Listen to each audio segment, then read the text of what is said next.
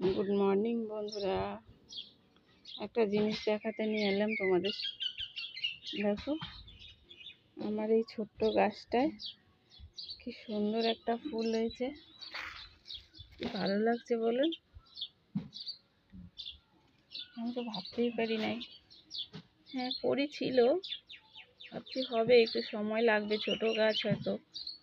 ওমা, আজকে সকালে দেখছি যে না, আমার ওই ছোট্ট গাছটায় কি সুন্দর ফুল ফুটেছে, কি ভালো লাগছে দেখতে। আমার তো মনটা খুশিতে ভরে গেল।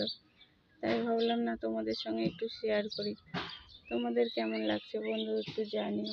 দেখো, সকাল সকাল আমার এই ফুলটা আমি এতক্ষণ দেখি নাই, এখন দেখলাম, মনটা তো খুশিতে ভরে গেল। তাই ভাবলাম না, শেয়ার করি তোমাদের সঙ্গে।